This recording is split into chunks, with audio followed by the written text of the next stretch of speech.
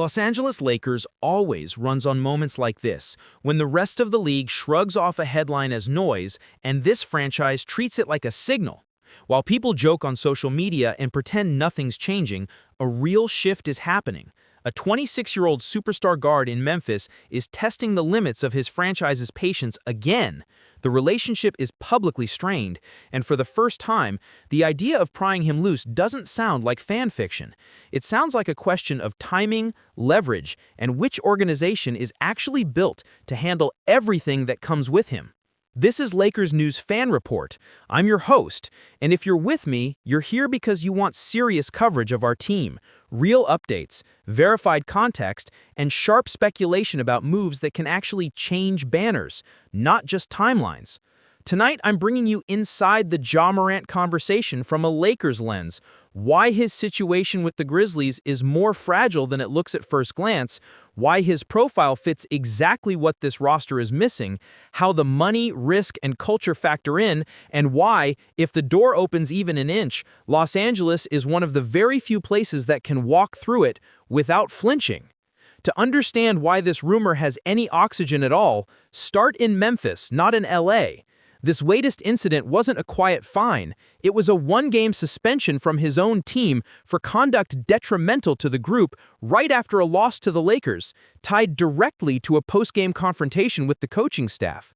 The numbers around it matter. Career-level money locked in, minutes down, efficiency shaky, a new head coach pushing him on effort and leadership, and Morant answering in front of cameras by deflecting responsibility and basically telling reporters to ask the staff if they even wanted him on the floor. That's coming on the back of the gun incidents, the league suspensions, the sit-downs with Adam Silver, the promises to grow, the reset campaigns, and now this public flashpoint with a brand new staff trying to establish authority. It's not a catastrophic divorce yet, but it is exactly the pattern that front offices read as unsustainable if results don't match the drama. You suspend your cornerstone for insubordination, and every executive in the league files that away. No one's pretending Memphis put him on the block, but no one inside the league office, inside agencies, or inside front offices missed what that language meant. Here's where it gets real. Ja Morant is still outrageous at basketball. That has not changed. You're talking about an all-NBA level downhill engine who lives at the rim, detonates help schemes, forces tags from bigs, generates open corner threes and vertical threats, and turns every defensive rebound into a 2.9-second problem for your transition coverage. Under the noise, the talent is still exactly the type that front offices are terrified to give up on and obsessed with trying to control. That tension, elite impact on the floor, volatility off it, is where real rumors are born. Small market teams feel the strain of defending one player's behavior to their locker room, their community, their sponsors. At some point, if trust fractures, they look for a clean exit with maximum value. That's not today's headline, but that's the long game conversation people are quietly starting to have. Now shift to Los Angeles and pay attention because this is where speculation becomes structured. The Lakers are not in a cute playoff push phase. This franchise lives between two poles, contending or being ripped apart until it can contend again. In that world, the one thing you cannot afford is being stuck in the middle with no pathway to a real ceiling. Look at this roster honestly. There is size. There are veterans who can still impact. There are role players who grind. There are shooters in pockets. There is enough to compete, but there is a hole that every serious fan sees. This team does not have a young, relentless, star-level ball handler who can attack the rim every possession, force the defense into rotation, live at the line, and carry offensive creation when the game slows down and the scouting reports lock in. Too often, we see long stretches where the offense becomes static, the spacing tightens, and the Lakers are asking older legs to bail them out against set defenses over and over. That is not how you survive in late May. Drop Morant's best version into that basketball equation, and the fit is explosive. You get a guard who forces two defenders on the strong side without needing elaborate sets, who leverages any competent screener into a 4-on-3, who punishes drop coverage, who collapses switching defenses with pure speed, who creates easy lobs and kickouts for shooters, who can toggle between playing with stars and carrying bench-heavy lineups. In transition, every long rebound becomes a runway. In the half-court, Morant plus a disciplined spacing plan gives you a paint touch almost every possession. That profile, paired with a properly built Lakers core, instantly raises the offensive ceiling in a way incremental moves simply don't. But we're not doing fantasy talk here. The other column is brutal and has to be respected. The Grizzlies maxed him out. 5 years, near $200 million guaranteed, prime years locked in. Any team trading for him is not betting on a cute upside play. They're inheriting a full superstar commitment under a CBA that punishes top-heavy rosters. On top of the financial cost, there's the human file. Multiple off-court issues, league discipline, internal frustration, now this public suspension for undermining staff. That scares some organizations badly. Some owners don't want that smoke. Some GMs know one more incident could blow up their reputations along with the cap sheet. That risk is exactly why a move like this, if it ever becomes real, narrows the list of possible destinations to franchises with the stomach, market, and infrastructure to handle everything around him. This is where the Lakers make more sense than people want to admit. This organization has always operated in maximum exposure conditions. There is no hiding here. If you buy in, you're rewarded with relevance, legacy, and chances to win. If you don't, you get eaten alive. That environment, in the right circumstances, can be exactly what a player like Morant needs to rebuild trust. Clear expectations, daily pressure, a championship standard, veterans who have seen everything, and a brand that doesn't bend around one guy's mood. For the Lakers, the equation is cold. If they ever commit assets for him, it's because they believe their culture and structure are strong enough to demand professionalism and because they see the basketball return as worth the off-court risk. Then comes the trade math, because if you don't talk details, you're not respecting the audience. To even get into the same room as Memphis on this, you're talking multiple first-round picks, probably swaps, real young talent, and matching salary that includes rotation players.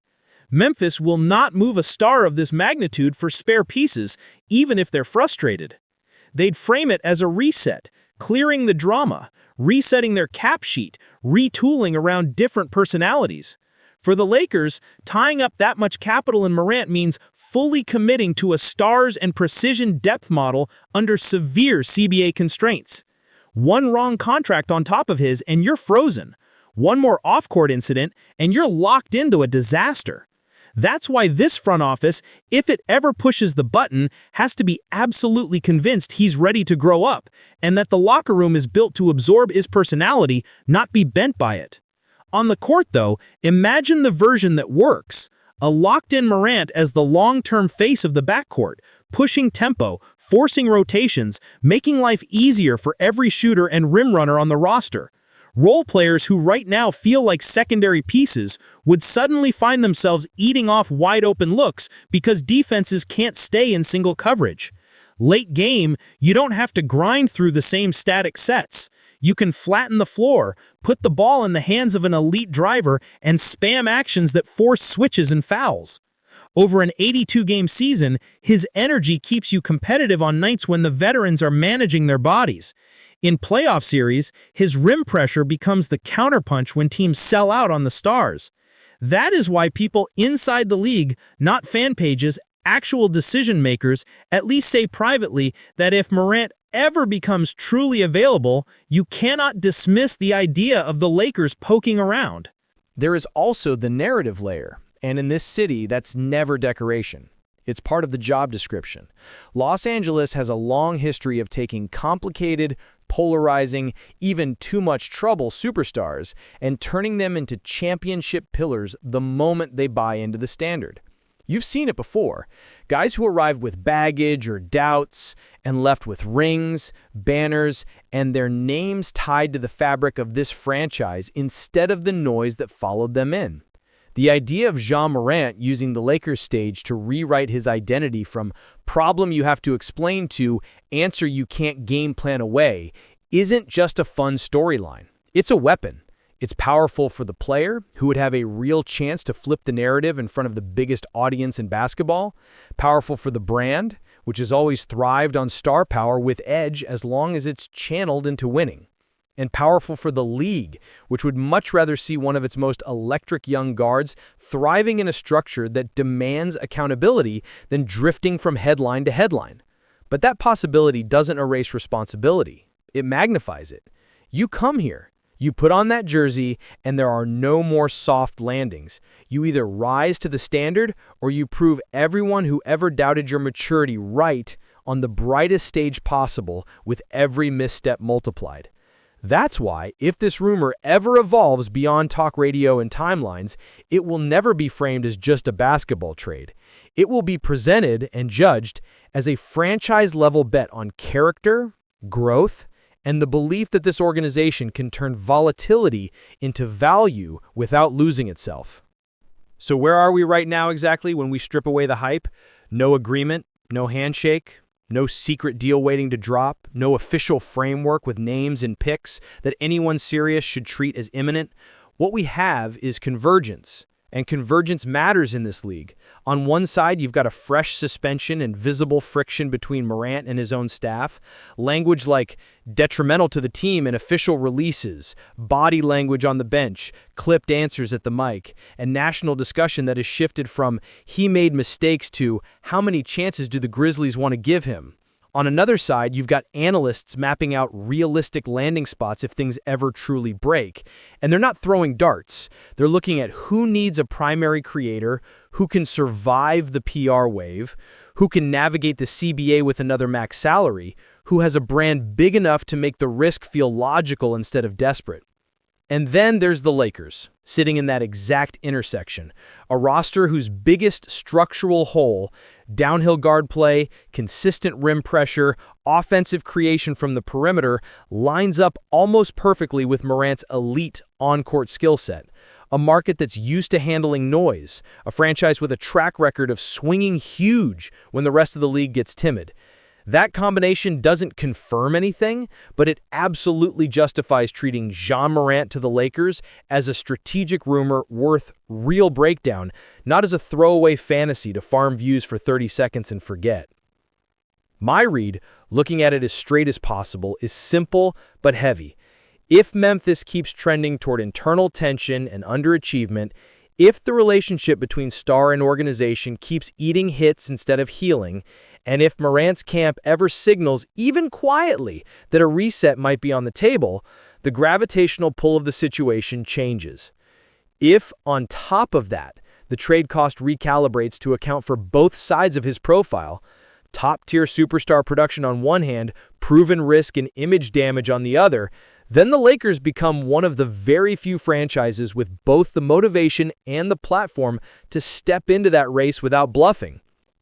You're talking about one of the boldest, most polarizing swings of this entire era, a move that could lock Los Angeles into years of chaos if the off-court pattern repeats, or could hand the Lakers the most explosive, dynamic backcourt centerpiece they've had since the prime days of their iconic guards. It's not a move for cautious GMs managing expectations. It's the type of decision only an organization built on pressure, banners, and big bets is even allowed to consider. You don't chase this if your identity is hope we make the second round. You only chase this if you believe that living at the edge is the cost of chasing titles.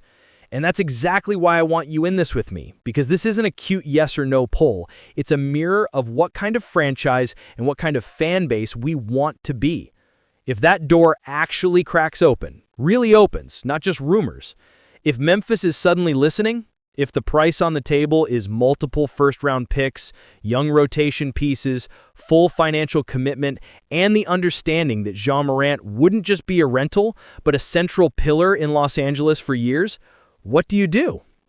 Do you pull the trigger and trust that the Lakers' structure, spotlight, veterans, and standard can take all that volatility and shape it into a redemption arc that ends with deep playoff runs and a superstar reborn in purple and gold? Or do you walk away, protect your future flexibility, keep your assets, and build a deeper, steadier roster around safer profiles, even if that means you might never touch the same ceiling his talent gives you? Drop your opinion in the comments and don't be lazy about it. Lay out your reasoning, because this community actually understands roster building, understands the CBA, understands risk versus reward, and your voice is part of measuring what a swing like this would represent for Lakers fans worldwide. And if you want every real development on this storyline tracked properly, every cap breakdown that shows what's possible and what's not, every on-court fit analysis that goes beyond highlights, every legitimate rumor separated from noise in a way that respects your intelligence as a fan, make sure you're subscribed to Lakers News Fan Report, turn on your notifications, and stay locked in right here. This is where you get fast updates, grounded reporting, and passionate, informed coverage of our Lakers, while the rest of the league decides whether it has the courage and the structure to handle a storyline this big if it ever stops being just theory.